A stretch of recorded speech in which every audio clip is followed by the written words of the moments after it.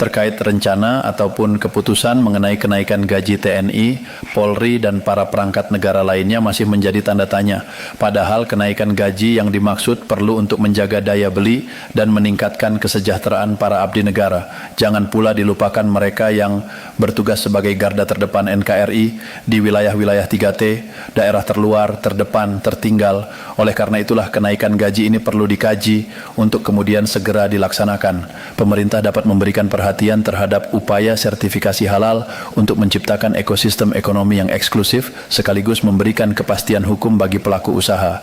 Tak lupa program peningkatan gaji ASN Jaringan Pengaman Nasional Sosial serta subsidi yang tepat sasaran. Pemirsa, Menteri Keuangan Purbaya Yudi Sadewa masih menahan rencana kenaikan gaji ASN. Ia memilih untuk mengintip dulu kondisi khas negara dalam 3 bulan ke depan sebelum menetapkan kebijakan final. Purbaya menyebut pemerintah harus menyetarakan urusan gaji pegawai dengan prioritas belanja negara lainnya.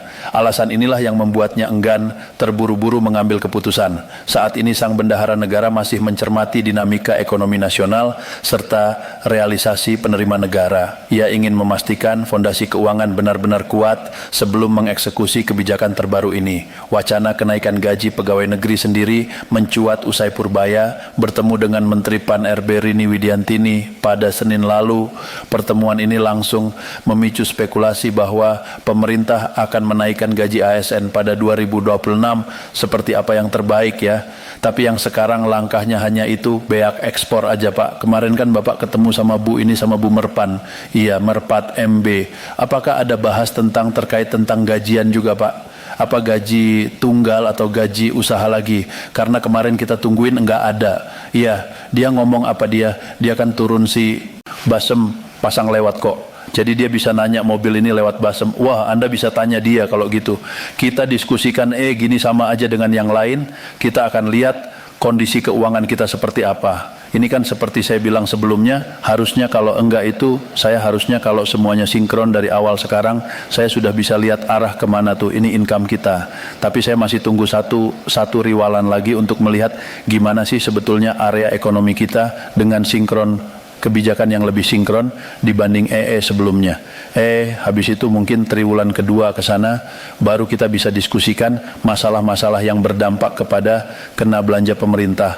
Pak, soal gaji ASN-nya juga gitu kan. Tadi kan disebutin tuh angka-angkanya gitu. Apa poin yang menarik Mas, yang dari Mas Luki bisa sampaikan? Ya, beberapa negara mungkin gaji ASN-nya ya tidak terlalu jauh berbeda dengan upah minimum negaranya ya. Cuman hanya ada beberapa negara yang memang cukup besar, contohnya Filipina. Kemudian tadi belum disebutkan ya, Timor Leste itu cukup besar juga untuk gaji para pejabatnya. Oh iya, berarti untuk pejabat atau untuk ASN ya? Untuk pejabat di sini, untuk pejabat. Oke. Dan yang menariknya dari 2 negara yang gajinya cukup besar itu, baru-baru ini memang lagi panas juga muncul demonstrasi besar seperti di Indonesia gitu. Bisa dibilang nih kayaknya nular nih dari Indonesia nih. Justru ketimpangannya ya, betul.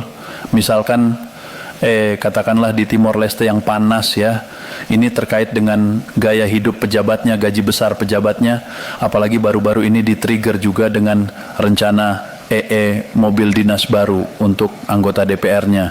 Jadi hal-hal seperti ini memang cukup sensitif ya, pembicaraan gaji. Terus di Filipina dengan gaji pejabat yang besar, muncul pertanyaan terkait korupsi penanganan bencana alam. Jadi tetangga-tetangga Indonesia pun saat ini tengah menyorot isu soal gaji pendapatan pejabat, ketimpangan dengan masyarakat, gaya hidup pejabat. Jadi hal ini memang cukup sensitif dan bisa memicu gelombang protes yang cukup besar ya. Dan untuk Indonesia mungkin dalam 2 minggu terakhir ya, 2-3 minggu terakhir dipicu oleh saat itu rencana tunjangan perumahan DPR yang termasuk pejabat negara di situ. Jadi hal-hal seperti ini memang perlu dirumuskan secara lebih sensitif lagi ya, karena memang kalau terjadi salah langkah ataupun kenaikan gajinya ternyata tidak sebanding dengan kinerja yang diberikan, Ya tentunya ini memang bisa memicu protes-protes lanjutan ya, yang tentunya kalau berlangsung terus-menerus nggak baik juga sih ini. Entah kenapa kejadiannya bersamaan dalam waktu yang cukup berdekatan begitu, gitu ya. Tapi tadi ketika kita rangkum whole isunya kan tadi masalahnya ketimpangan gitu kan. Kenapa kok bisa rakyatnya gaji minimalnya sekian gitu kan, tapi pejabatnya gaji bungnya sekian gitu. Udah gitu flexing lagi kan ya. Ya. Tentu itu pasti menjadi sorotan ya. Apalagi kalau misalnya saat ini juga di ada wacana kenaikan lagi, ke depannya memang perlu ditinjau bersama. Nah, ada kekhawatirankah Mas Iqbal kalau misalnya betul-betul tadi nanti misalnya untuk pejabat dinaikkan gitu di tengah kondisi saat ini? Iya, kalau saya sih sepakat ya, untuk pejabat negara saya rasa tidak perlu dulu ya, karena kan kemarin pun DPR juga sudah merubah gitu ya semua kenaikan tunjangan dan gaji, walaupun angkanya kan tetap gede juga 69 jutaan kalau tidak salah. Dan ini karena tadi peraturannya sudah berlaku dari Juni 2025, artinya masih ada ruang kan untuk perubahan. Kalau untuk ASN yang lain, saya rasa katakanlah misalkan baru berlaku nanti bulan Oktober atau November, tentunya ini akan signifikan ya untuk namanya mendongkrak konsumsi masyarakat sih, terutama karena berdasarkan pengalaman kita tahu bahwa PNS ini kan juga konsumsinya juga besar ya. Dan ya paling efeknya kalau semua pada belanja, paling antisipasinya kan inflasinya aja, karena kan pasti akan ada peningkatan kebutuhan barang ya. Itu nanti masalah produksi, distribusi itu yang perlu diantisipasi. Tapi kalau untuk penyuluh, saya tadi meng-highlight ya, ketika membaca penyuluh, saya teringat Presiden Prabowo kan prioritasnya di swasembad pangan. Itu kan peran penyuluh pertanian juga sangat penting di situ. Jadi ini pasti dan tentunya ya para guru dan tenaga kesehatan itu sih. Oke. Ini menarik ya, karena tadi balik lagi kalau misalnya betul-betul dirasakan oleh masyarakat ASN gitu kan, dan juga masyarakat yang tentunya membutuhkan untuk semakin bisa, artinya semakin bisa mempertipis ya gap kita bisa memberi pelayanan kepada rakyat kita. Kita bisa memberi kebutuhan hidup rakyat kita. Kita bisa membayar segala keperluan suatu negara modern, dan diantaranya tentunya adalah menjamin kedaulatan bangsa. Saya ingatkan saudara-saudara sekalian, jangan sampai kita lupa dengan Undang-Undang Dasar kita sendiri, Undang-Undang Dasar 1945, yang jelas dalam pembukaannya tertera tujuan-tujuan nasional kita, di mana tujuan-tujuan nasional kita sangat jelas oleh pendiri-pendiri bangsa kita. Tujuan pertamanya adalah melindungi segenap bangsa Indonesia dan seluruh tumpah darah Indonesia. Ini tujuan nasional yang pertama untuk kita survive. Karena itu kita perlu memikirkan apakah kita sudah cocok atau tidak investasi kita kepada pertahanan bangsa Indonesia. Kedua, tentunya memajukan kesejahteraan umum. Saya katakan berkali-kali bahwa negara yang merdeka rakyatnya harus merasakan kemerdekaan.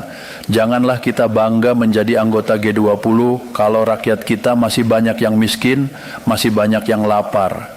Mencerdaskan kehidupan bangsa mutlak pendidikan bagi kita adalah prioritas yang sangat tinggi. Saya kira ini terlihat komitmen kita kepada pendidikan. Kalau tidak salah alokasi kita dalam anggaran 2025 untuk pendidikan salah satu tertinggi, Pak. Mungkin selama sejarah kita untuk pertama kali kita sudah 25% Pak Bu ya. 20. Jadi masalah pendidikan sangat utama ya, tentunya tujuan nasional keempat. Kita juga hadir dalam pergolakan ataupun interaksi dunia di mana kita harus selalu membela kemerdekaan bangsa-bangsa. Dan karena itu mau tidak mau Indonesia harus kuat. Saudara-saudara sekalian, dalam hal ini semua ada beberapa penekanan dari saya. Saya paham bahwa kita baru-baru dilantik. Saya saja baru 3 hari, saudara-saudara, baru 2 hari dilantik. Dan saudara-saudara saya persilakan secepat mungkin, terutama bagi menteri-menteri yang baru, silakan konsolidasi sendiri, mengatur sendiri secepat mungkin administrasi saudara dan tim saudara di kementerian dan badan dan masing-masing. Penyusunan tim sangat penting. Tim yang baik, tim yang bisa kerjasama akan memudahkan kita mencapai target-target yang kita tentukan. Saudara-saudara, saya sangat mengutamakan kerjasama sebagai tim. Untuk itu, dalam waktu dekat saya akan mengajak saudara-saudara ke Magelang, di mana kita akan melaksanakan beberapa hari menambah pembekalan. Kemudian kita akan adakan koordinasi-koordinasi di tempat di Magelang, Jawa Tengah, di kawasan Akademi Militer. Hal itu saya nilai bahwa banyak manfaat, akan membawa banyak manfaat, karena sesungguhnya lahirnya Republik kita memang proklamasi di Jakarta, tetapi ujian proklamasi berada di daerah-daerah di mana pejuang-pejuang kita melaksanakan perebutan kemerdekaan secara fisik. Dan daerah Magelang merupakan suatu sentra perlawanan kita terhadap penjajah. Mulai ratusan tahun dikenal sebagai daerah perjuangannya Pangeran Diponegoro di antara 5 gunung.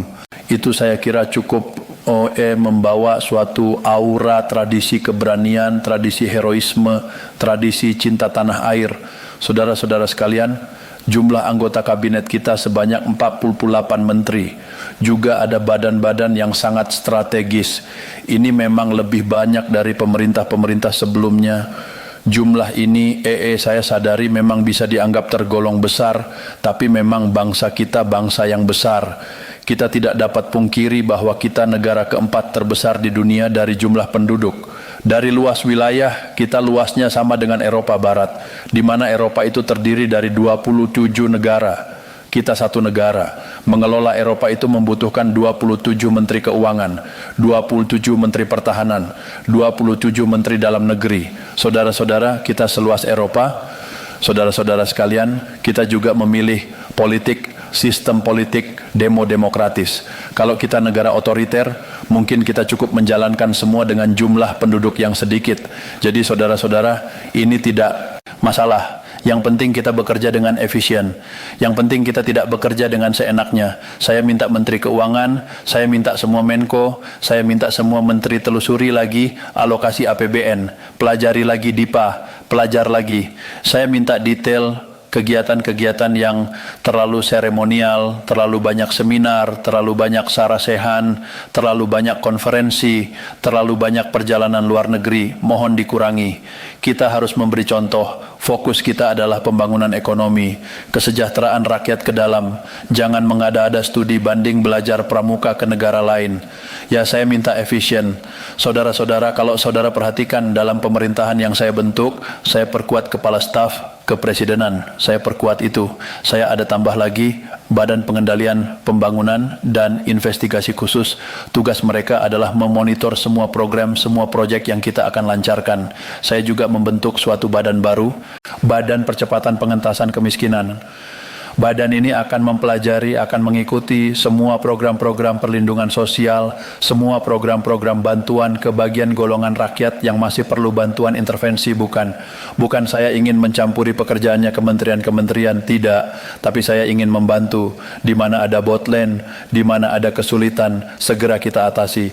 Marilah kita jujur mengakui bahwa birokrasi di kita sangat terkenal, ribetnya sangat terkenal, lambatnya. Bahkan ada pembicaraan oleh rakyat kita bahwa birokrasi pemerintah kita sering mempersulit bukan mempermudah keperluan rakyat. Bahkan ada yang mengatakan kalau bisa dibikin sulit kenapa dibikin mudah? Ya, ini saya minta menteri-menteri sekarang, mari kita lebih berani, mari kita lebih tidak ragu-ragu untuk memberi pelayanan yang terbaik kepada rakyat kita. Jangan ragu-ragu, kalau saudara tidak puas dengan pejabat-pejabat di bawah Anda, laporkan. Segera kita ganti. Begitu banyak orang yang mau mengabdi. Tidak ada orang di sini yang kebal, yang tidak patuh, tidak bekerja keras untuk bangsa dan negara dan rakyat. Saudara, saya beri wewenang copot segera, suruh tinggal di rumah aja. Daripada bikin susah kita. Saudara-saudara sekalian, saya kira dalam waktu dekat saudara-saudara akan segera menyiapkan program kerja saudara masing-masing. Saya beri kesempatan segera dan sewaktu-waktu terus saya akan panggil koordinasi. Tadi pagi sebelum sidang kabinet saya sudah koordinasi sama beberapa menteri dengan Jaksa Agung, dengan BPKP, dan besok pun kita akan lanjutkan.